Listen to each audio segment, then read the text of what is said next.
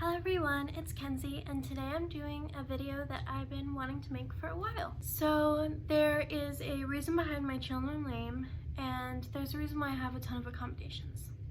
I have chronic migraines. They are a headache plus most of the time light sensitivity, sound sensitivity, smell sensitivity, which often leads to nausea. Other people who have migraines sometimes get stroke-like symptoms.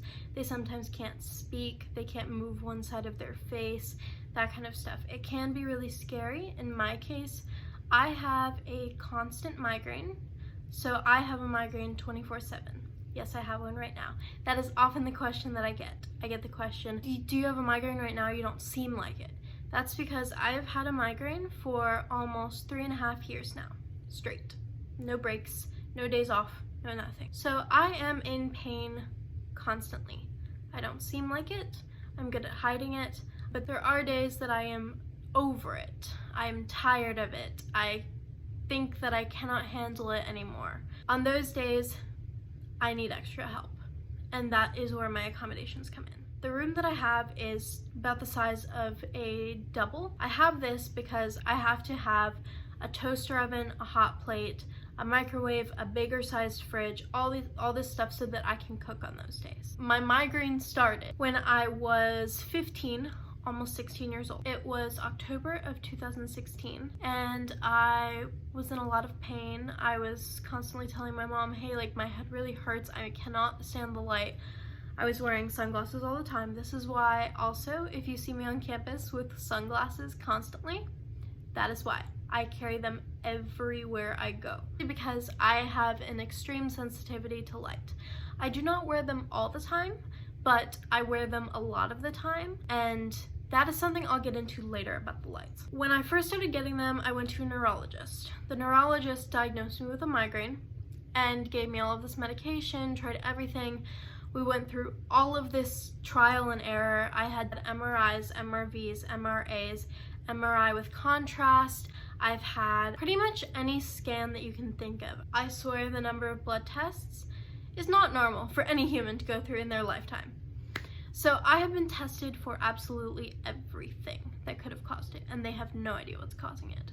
I also had 2 lumbar punctures, and they're also called spinal taps. If you don't know what a lumbar puncture is, there's in the L5 area of your spine, in between the vertebrae, they insert a needle and they check the level of cerebrospinal fluid that you have. If it's above, I think the cutoff is like 10 or 15, I'm not sure the exact number, then you are likely diagnosed with idiopathic intracranial hypertension. The first time that I had the spinal tap, my level was 35. So that meant that I had idiopathic intracranial hypertension. They also tested me for all of the stuff that's in cerebrospinal fluid, like meningitis and other infections. So I started taking the medication for idiopathic intracranial hypertension. That keeps the level of cerebrospinal fluid in your brain low. The reason why idiopathic intracranial hypertension causes migraine-like symptoms is because the cerebrospinal fluid in your brain is only supposed to be a certain level. If it's higher, then it presses on your brain and it gives you all of this pain and all of these problems. After the spinal tap, I had a post-spinal tap headache on top of my migraine. If you don't know what that is, and you've never experienced it, you are very lucky. It is a headache where if you're in any upright position, you have this pounding, constant, horrible pain in your head. And it's awful. It's honestly not as bad as a migraine though, but that's different. So I had to be lying down, and I think that I had it for a week or 2 weeks of just straight, this was awful.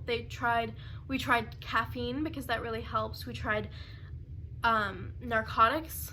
We tried everything, and it was horrible. Once that went away, we tried to see if the diuretic was helping my head, and it wasn't. And at some point, we went back to the neurologist, and they're like, well, we don't know what's wrong. So I kept going with the diuretic. We kept trying new therapies, new everything. And then eventually, I was like, this isn't working. Like, something is different. This is not, I don't think that I actually have this. because there is a possibility for it to be high for a random reason and not come back. When you have intracranial hypertension, it comes back. You have an increase of cerebrospinal fluid that doesn't go away, even when they took some out, but it didn't come back. And we know this because we did a second spinal tap. I actually asked for the second spinal tap because I didn't think that this was right. Something about it felt off. So I asked my neurologist, hey, can we do a second spinal tap just to check if the levels have gone up? And this was after I stopped taking the medication that was supposed to help me keep it low. They did a second spinal tap, but in this second spinal tap, I had 2 neurologists. I asked for a specific doctor who had done my spinal tap before because he was really, really nice. He knew me, he knew everything, like he was amazing. He got it the first time, and they said, no, he's an ER doctor. We're better than he is. And so we're gonna do it and it's gonna be fine. So I said, okay. I mean, I guess I don't get the doctor that I really feel comfortable with, but that's fine. We went in, and you're awake during this whole procedure. You can feel, they put numbing on you, but you can still feel it. And so I felt the entire thing, and they missed and hit bone 3 times. That is excruciating. They hit literal, like, vertebrae 3 times. And they couldn't get my cerebrospinal fluid. I was awake the entire time saying, ow, this hurts. They finally gave up because they failed, and they had to have a guy with an x-ray do it, a radiologist. That made me so angry, but I didn't even know that they would cause permanent chronic back pain. I have now had chronic back pain ever since then that does not go away. It's constant. Like, I have to sleep on a heating pad that causes a heating pad burn. I have this waffle pattern all over my back. Later, I'm in another video. If anyone wants to see it, then I can show you. It's a little scary looking, but the surface doesn't hurt or anything. But I have to sleep on that every single night, or I wake up and I basically cannot bend back. But getting back to what I was saying before, the person who did it next, after they failed, found no increase in cerebrospinal fluid, which ruled out my idiopathic intracranial hypertension diagnosis that I had had before. That put us back at square one. At this point, I had already switched neurologists. I had been hospitalized already twice. I had gone through every treatment, every infusion, everything they could try, and nothing worked. Multiple things actually made it a lot worse, and those were triptans, which is the abortive medication for migraines, which means you take it at the beginning of a migraine and it should take it away. It actually made me feel like my head was on fire. So I cannot take triptans. The second medication that they tried, triptans is also a group. There are many types of triptans. I've tried multiple and they all made my head feel like it was on fire. Like, it felt like my entire face and head were completely, like, legitimately burning. I also tried DHE, which they give you in the hospital. That also made me feel like my head was on fire. Both triptans and DHE are vasoconstrictors, which means they constrict your blood vessels. Anything that's a vasodilator, so it makes your blood vessels bigger, helps me. So vasodilators include things like grape juice and coffee, which is actually both. It's first a vasodilator and then a vasoconstrictor. So that is why I only drink 1 cup of coffee every day. So if I have, say, 2 cups of coffee, 3 cups of coffee, later in the day I will crash and my head will crash and my head kills me. So at this time I had a different neurologist. I don't even want to talk about him, he makes me so mad. This doctor and I did not get along. We spent hours in his office, in his waiting room, and we got into multiple screaming fights. So needless to say, we eventually switched, and he said that I should try Botox and nerve blocks. So we tried both. We first tried nerve blocks. Nerve blocks, they go in here, here, and a bunch of other places in your face and head and neck, and they put numbing in the nerves so that you don't feel all of this pain and pressure and everything that you feel with a migraine. The nerve blocks did not work. We tried 2 or 3 different rounds. I think we tried 3, and the 3rd round actually made it worse. So then we tried Botox, and Botox I was very opposed to at first because it's 31 needles, so 31 injections in your face, head, and neck. But I did Botox 3 times, and Botox honestly is not that painful, and neither are the nerve blocks. I had some numbing cream, but there were times that I didn't use numbing cream, and it honestly was not that bad. It's more just the idea of the needles. But anyway, Botox did not work.